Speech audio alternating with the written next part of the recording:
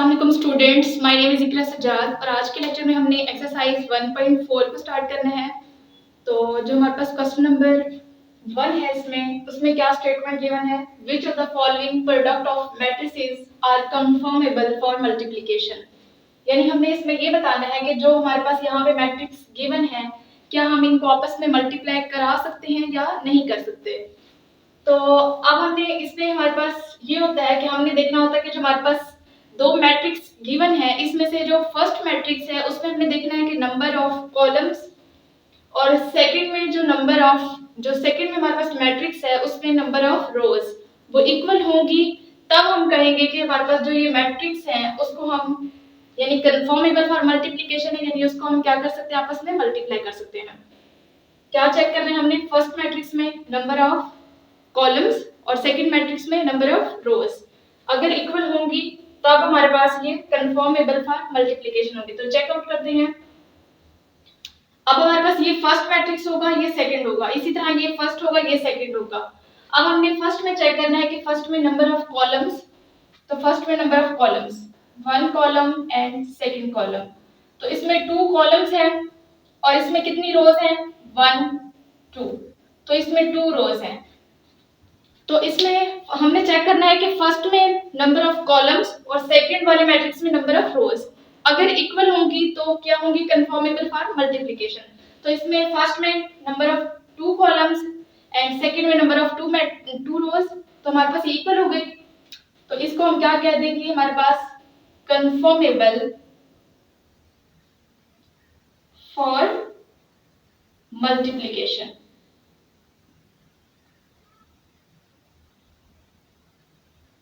अब इसी तरह हमारे पास जो इसका सेकंड पार्ट है, सेकंड पार्ट में भी हमने सेम इसी तरह से चेकआउट करके जस्ट बताना है कि ये आपस में मल्टीप्लाई हो सकते हैं या नहीं। तो सेकंड वाले में फर्स्ट मैट्रिक्स में आप देखें 1 कॉलम सेकंड कॉलम, तो 2 कॉलम्स। अब इस वाले में 2 रोज चेक करेंगे कि 2 रोज हैं या नहीं है, first row and second row. तो 2 रो फर्स्ट मैट्रिक्स में 2 कॉलम्स हैं, सेकंड मैट्रिक्स में 2 रोज हैं। तो फर्स्ट वाले में नंबर ऑफ कॉलम्स सेकंड वाले मैट्रिक्स में नंबर ऑफ रोज के इक्वल हैं, तो ये हमारे पास क्या है, कंफर्मेबल फॉर मल्टीप्लिकेशन। तो मैं अब ये पूरा नहीं लिखूंगी, confirmable for multiplication, confirmable for multiplication. तो अब इसी तरह थर्ड वाले में चेकआउट करते हैं। इसमें कॉलम्स कितने हैं, फर्स्ट वाले मैट्रिक्स में 1 कॉलम और इसी तरह रोज कितनी हैं, 1 रो 2 रो, यानी नंबर ऑफ कॉलम्स जो है वो नंबर ऑफ रोज की इक्वल नहीं है, तो not confirmable for multiplication, not confirmable for multiplication. इसी तरह अब जो हमारे पास फोर्थ पार्ट है, फोर्थ पार्ट में चेक करते हैं।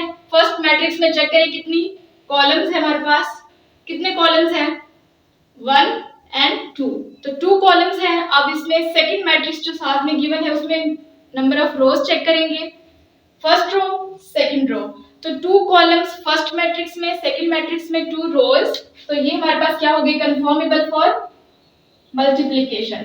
अब इसी तरह हमारा इसका लास्ट पार्ट रह गया।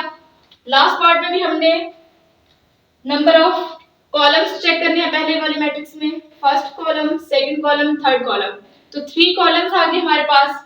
अब इसी तरह इसमें रोज चेक करें कितनी रोज हैं, first row second row and third row, तो थर्ड रो। अब इसमें भी 3 कॉलम्स हैं, इसमें 3 रोज हैं, तो हमारे पास ये मल्टीप्लाई हो सकते हैं, तो ये हमारे पास हो गए कंफर्मेबल फॉर मल्टीप्लिकेशन। यानी इसमें हमारे पास जस्ट एक था जिसको हम आपस में मल्टीप्लाई नहीं कर सकते। तो अब जो हमारे पास क्वेश्चन नंबर 1 है इसमें जस्ट हमने यही बताना था कि हमारे पास ये कंफर्मेबल फॉर मल्टीप्लिकेशन है या नहीं है। अब इसका सेकंड पार्ट देखें, सेकंड क्वेश्चन स्टार्ट करते हैं।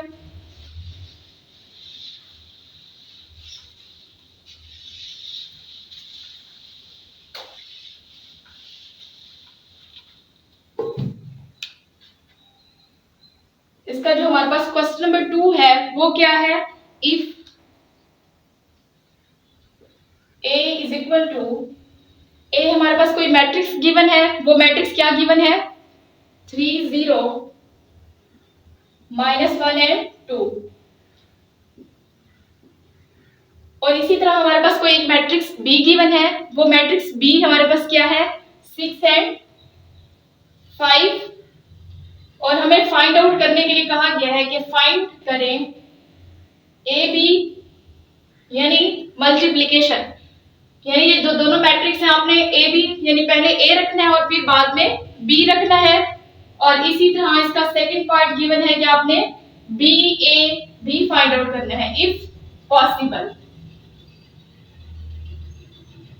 यानी अब हम इसमें अब हम क्या करेंगे कि अगर हमारे पास ए मैट्रिक्स और बी मैट्रिक्स ये गिवन है, हमने फाइंड आउट करना है कि ए बी प्रोडक्ट पॉसिबल है या बी ए प्रोडक्ट पॉसिबल है। तो अब इसमें फर्स्ट पार्ट को स्टार्ट करते हैं। फर्स्ट पार्ट में हमारे पास ए बी मैट्रिक्स किसके इक्वल हो जाएगा, यानी पहले हमने ए मैट्रिक्स को रखना है और फिर बाद में बी मैट्रिक्स को रखना है। तो ए मैट्रिक्स क्या होगा, ए लिखवाएं 3 0 -1 एंड 2। अब इसी तरह बी मैट्रिक्स हमारे पास क्या है वो भी साथ में लिख लेंगे। बी मैट्रिक्स है हमारे पास 6 एंड 5। तो हमने अभी फर्स्ट इसके जो क्वेश्चन था उसमें हमने रूल पढ़ा था कि जो मल्टीप्लिकेशन है वो हमारे पास कब पॉसिबल होगी, अगर हमारे पास फर्स्ट मैट्रिक्स में नंबर ऑफ कॉलम्स और सेकंड मैट्रिक्स में नंबर ऑफ रोज इक्वल हो जाएंगी, तब हमारे पास जो है उसकी मल्टीप्लिकेशन पॉसिबल होगी। तो पहले इसमें नंबर ऑफ कॉलम्स और रोज चेक कर लेते हैं कि मल्टीप्लिकेशन पॉसिबल है या नहीं है। तो अब फर्स्ट वाले में इसमें देखिए कितने कॉलम्स हैं, 1 कॉलम 2 कॉलम, तो 2 कॉलम्स हैं। अब इसमें रोज कितनी है, 1 रो एंड 2 रो। तो 2 कॉलम फर्स्ट मैट्रिक्स में, सेकंड मैट्रिक्स में 2 रोज, तो इसका मतलब है कि इसकी जो मल्टीप्लिकेशन है वो पॉसिबल है, यानी हम इसकी जो मल्टीप्लिकेशन है वो कर सकते हैं। तो अब इसकी मल्टीप्लिकेशन करते हैं। मल्टीप्लिकेशन किस तरह से हमने करनी होती है, फर्स्ट जो हमारे पास रो होती है पहले हम उसको क्या करेंगे, फर्स्ट कॉलम से मल्टीप्लाई करेंगे। तो फर्स्ट रो को फर्स्ट कॉलम से मल्टीप्लाई करते हैं, यानी जो हमारे पास 3 है वो 6 से मल्टीप्लाई होगा। इसी तरह इसका जो सेकंड वाला है वो जो हमारे पास एंट्री है वो क्या होगी, इधर भी सेकंड वाली एंट्री से मल्टीप्लाई होगी। तो 3 को जब 6 से मल्टीप्लाई करेंगे हमारे पास क्या आ जाएगा, 3 को हमने 6, मैं इस तरह से करके लिख देती हूँ ताकि आपको समझ आ जाए। 3 को हमने 6 से पहले मल्टीप्लाई करना है, यानी हमने करना है first row and first column. फिर इसी तरह हमने सेकंड को फर्स्ट कॉलम से मल्टीप्लाई करवाना है, फर्स्ट रो को फर्स्ट कॉलम से, यानी फर्स्ट एंट्री के साथ, इसी तरह सेकंड एंट्री के साथ।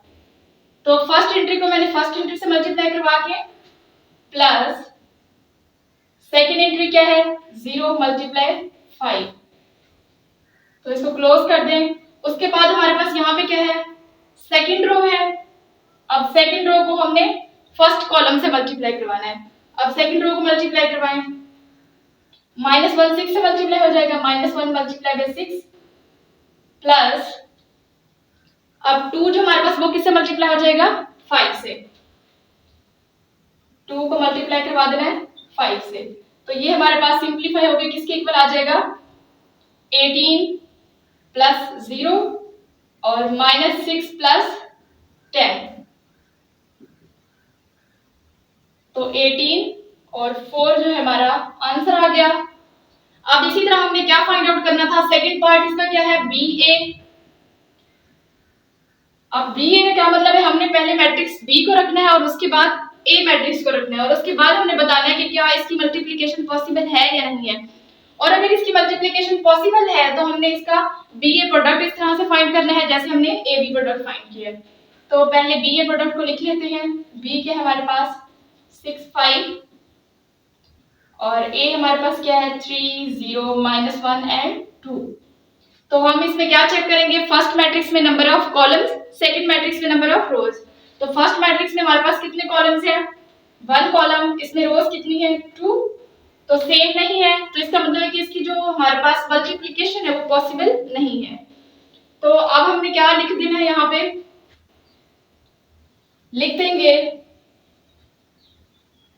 Number of columns in B not equal to number of rows in A. So product is not possible.